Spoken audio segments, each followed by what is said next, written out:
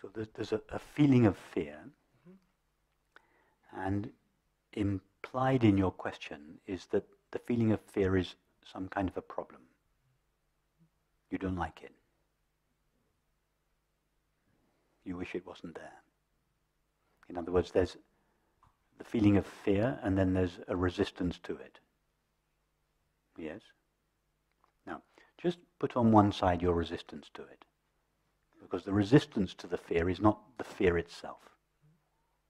Yes? Now, experience the fear without any resistance to it. Experience the raw fear, independent of the feeling, I don't like this, I want to get rid of it. Now, tell us about the fear from that point of view.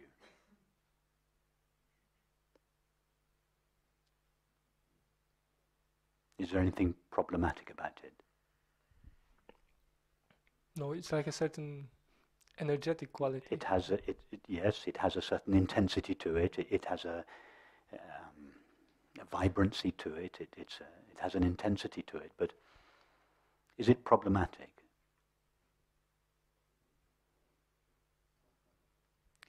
Without this resistance to it, in fact, another way of asking yourself the same question is, if you experience the fear without any reference to the past, without any reference to thinking, without comparing it with anything, in other words, you just experience the fear, is it uncomfortable?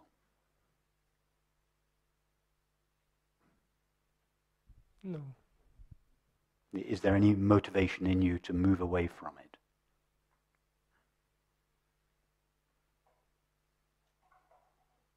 No. You see, normally when we feel something like fear, we think the resolution is to move away from it, to get away from it. We want to take refuge in something else. I'm suggesting the opposite. Go closer to it. Take refuge in the experience itself. Come so close to the experience that you can't separate yourself from it. You can't look back and say, I prefer how things were yesterday. Because you're not comparing it. You're not referring to thought. You're just referring to the experience. Take refuge in the now. You're always at peace in the now. You're always on holiday in the now. Now, why do we go on holiday? Why do we take holidays? Because we want to get away from all the thoughts, the feelings, the chores that plague us every day, that bother us every day. So we go to a holiday and we feel free. What do we feel free of? We feel free of our thoughts and our responsibilities, our duties. In other words, we feel free of the past and the future. So the place we really come to when we go on holiday is the now. That's what we're seeking. You can take refuge in the now whenever you want.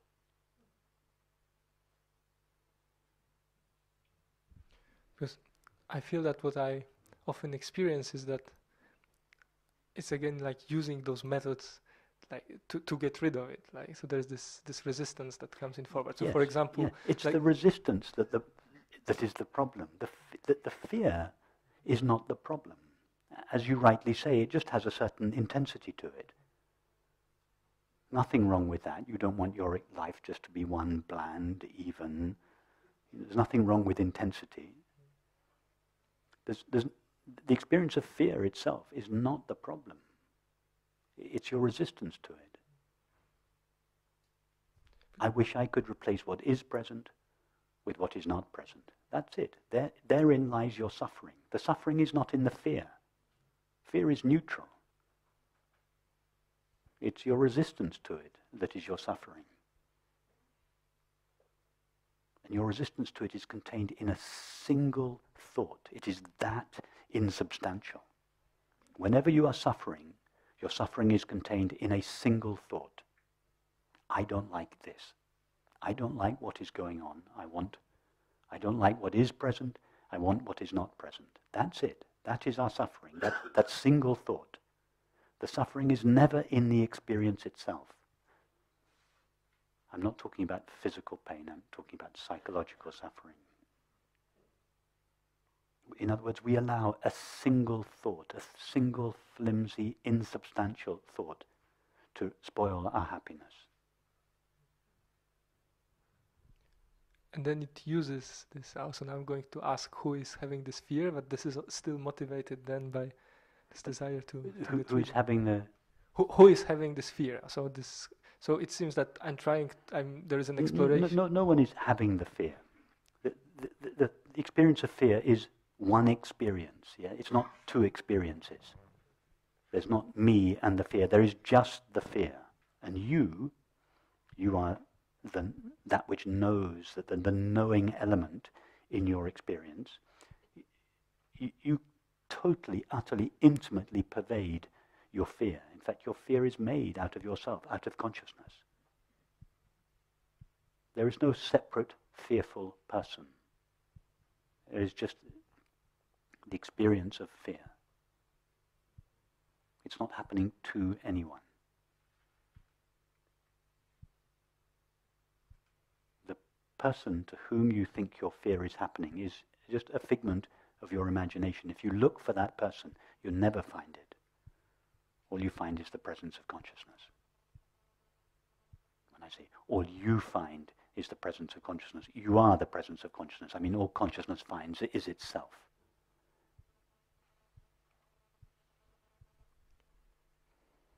So this energetic sense that I mentioned, this is just the energetic sense of this fear. That's just the dynamism of life. It's the movement of awareness. Mind, what I call mind or experience, that is thinking, feeling, sensing, hearing, touching, tasting, etc. That's what I call mind. Mind is the movement of awareness. It's not something that is independent of awareness. That there is nothing independent of awareness or consciousness. Just like there is no such thing as a movie independent of the screen. You cannot peel a movie off a screen and say, look, here is a movie apart from the screen. There's no such thing called a movie. The movie is a colouring of the only thing, if we can call it a thing, that is really there, the screen. So all of mind, thinking, hearing, touching, seeing, sensing, is a movement, the activity of consciousness, the movement of consciousness. So consciousness has two modes. At rest, when it's at rest it's called Shiva, and in movement, then it's called Shakti. Consciousness and mind. Emptiness and form. Shiva and Shakti. Transcendent and immanent. But there's never a separate self. This single, infinite, indivisible whole never crystallizes out into a separate subject of experience and a multiplicity and diversity of separate objects. It's always a fluid, indivisible whole, vibrating within itself, appearing to itself as the totality of experience, but never actually becoming a discrete object or self. So the resistance to the present experience is also that. That's very true, yes. Yes. But often it doesn't feel like that. Yeah. What? But often it doesn't feel like that. It feels like this resistance is some...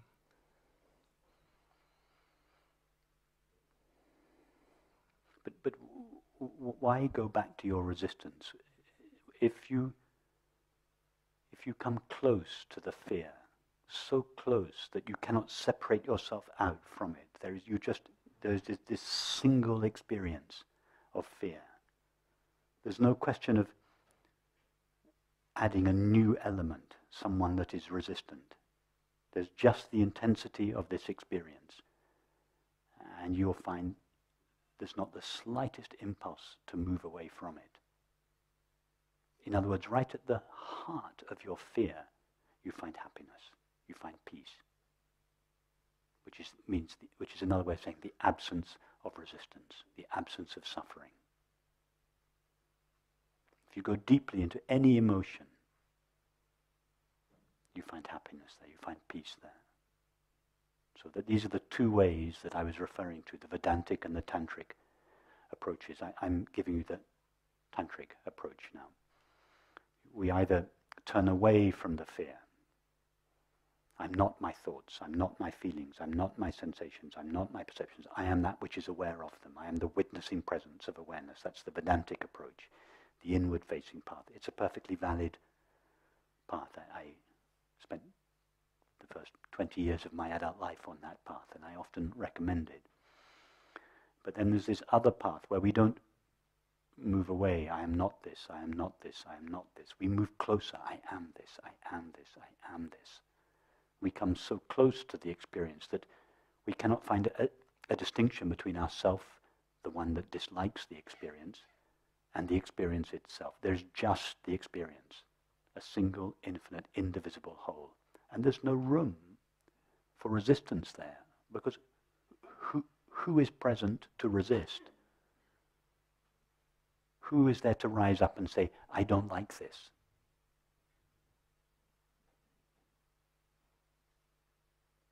You will find your fear shining with joy, with peace.